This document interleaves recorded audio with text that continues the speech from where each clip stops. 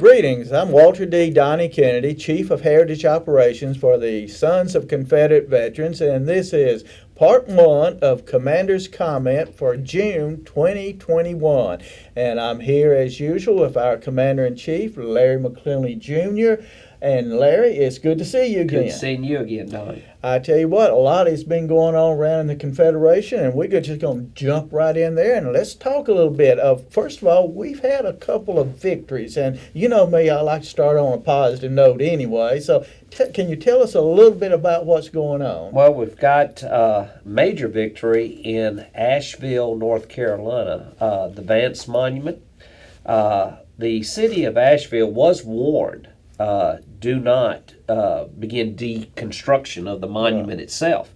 And Commander, you're being kind. You're saying deconstruct them. They're a bunch of Taliban tearing down historical monuments. Exactly. But they were warned not to start on this, and we have an appeal that was accepted by the courts there. And now all their outhouses, all their equipment is going to cost them money on a daily basis, and they cannot do anything there until it could be a year from now before this appeal is finally resolved. So, that's costing them probably millions of dollars. Absolutely. Well, I was in Georgia last weekend at their division reunion, and I was amazed at all the victories. They've had more than that, and I mean, we don't have time to go over it all, but our membership and the world needs to know that we are winning these battles. Exactly, because you won't hear them on the press, on mainstream press. You got to hear them from us, because they don't want you to hear about these victories we're getting. And they don't want you to hear about all these flags that we're putting up and monuments that we're putting up. Exactly.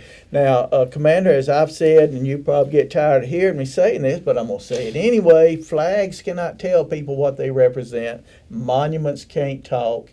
Who speaks for these monuments and flags? We do. Absolutely. Sons of Confederate Veterans, that is what we're charged to do. And, if we don't do it, who's going to be telling that story, you reckon? Well, keep in mind, we are the descendants of those Confederate veterans. Only we can tell what the true meaning of these monuments, these memorials, and these symbols of ours, these flags of ours. Absolutely. And as we've gone over many times here on Commander's Comment, if we don't tell the story, our enemies will. And the only story our children and grandchildren will hear is the negative.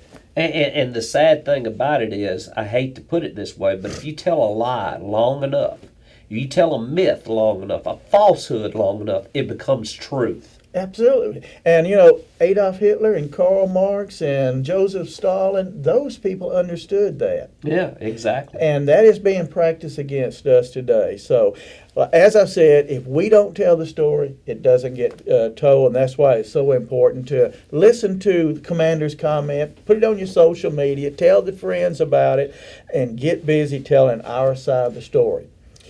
Commander, we've got some upcoming events in the SCV. This is our June Commander's Comment, so tell us a little bit about one of the major events coming up.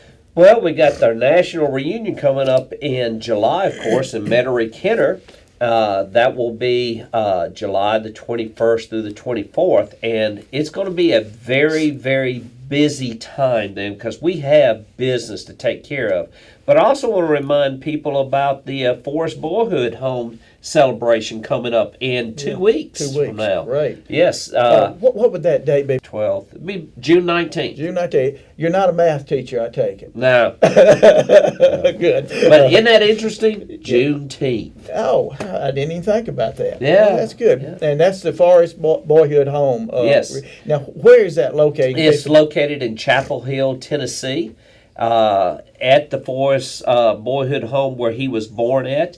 And it's a great gathering of compatriots from all across the South to remember Forrest, to raise money for the Boyhood Home so that it's perpetuated for future generations. And that is a beautiful home. They've really done a lot of work in that. I don't know, when was that home built? 1840s? I'm just guessing. I was there several times. 1830s, 1840s, somewhere around there. It's a beautiful setup there, and I encourage people to go to that.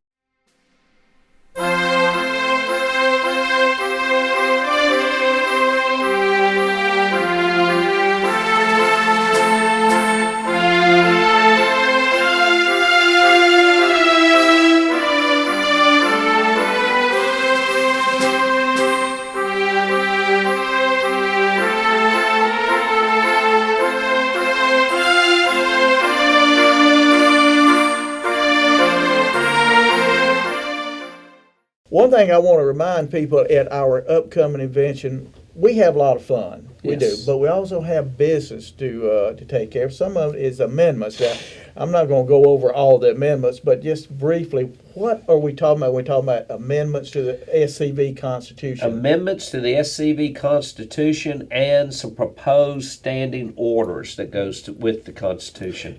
So those are coming up. Those will be discussed and voted on as well. And as Commander McClooney said, those will be voted on. If you are a delegate to this convention, please look in the Confederate Veteran magazine. Each of those amendments, proposed constitutional amendments, and the standing orders changes are there.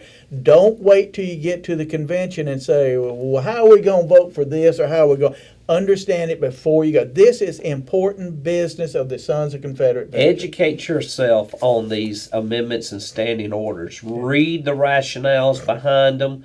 It is your voice. It is your opportunity to express your voice through the vote, whether you support these amendments or not, or these standing orders or not. Exactly. Now, we also have a lot of fun. We give awards and recognize members for what they do. Could you just kind of touch on a few of those things that we're doing? Yes, on Friday will be the awards luncheon that afternoon after the business session, where we recognize camps of the year.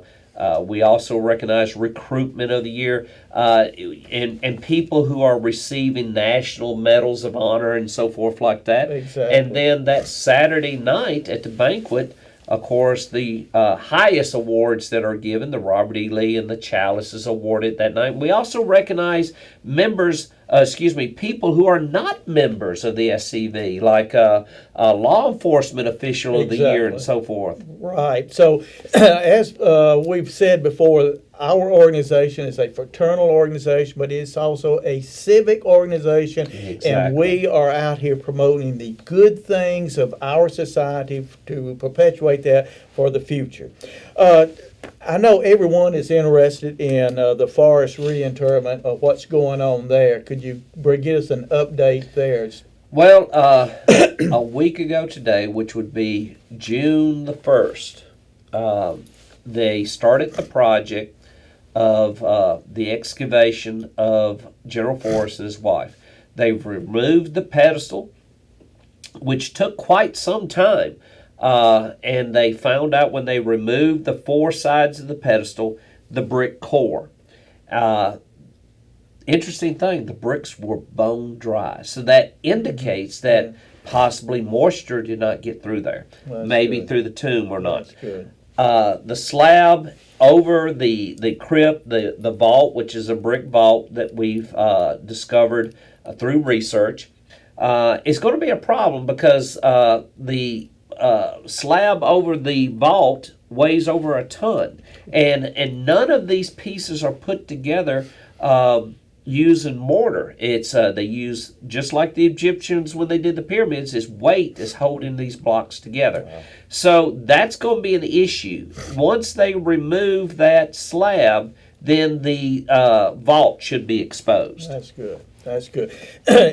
Just a wild guess, and this is not to hold anybody down to any certain date, but if you were speculating, let's give us a Las Vegas They date. believe in 1 week. It's going to take some time to remove that slab, and as soon as they can get that slab out of the way, they don't know if it's just inches or feet up under that slab. Okay. But they believe once that slab's out of the way, anywhere from a day to 3 days at the most. Great. Well, that's good. Well, I know everybody's interested. They want to hear about that, and they want to attend the services and everything. So, and I'm just glad people are that interested in. Can I add this, Donnie? Sure. You're the commander-in-chief. No, we do not have a date Yeah. for the service. People have got rumors going around left and right. Yeah. Let me say this. If you did not hear it from me, if you did not hear it from this man here, it's a rumor. It's a rumor. You wouldn't believe that my phone, people ringing all the time. Well, I've heard this. You heard that. It's a rumor. Was my name attached to it? No, no. That's right. So once we know, once we get the bodies, we can set a date, and you'll be the first one to know. Absolutely. Our membership, number one, and then the public in general, I would imagine. Yes, our membership first, then the general public. Well, good. Well, that kind of segues into something that I've been involved in lately. Now, this information about General Forrest, it's not just going south-wide or nationwide, it's going international. And I've heard that you've been contacted by some international media, have you Yes, not? yes. Media from Europe, they want to know. They want to hear from us because the only thing they get is over the AP wire. We know what goes over the AP wire. So, but they want to hear from us. That's good. They want to know about our organization. They want to know about our flag, believe it or not. Good, good. And they want to know the truth about Forrest.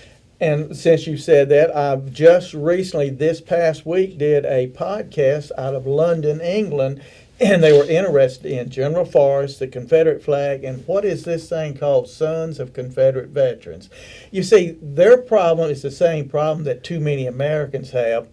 They only hear the victor's side Yes. of that war and why it was fought and who we are.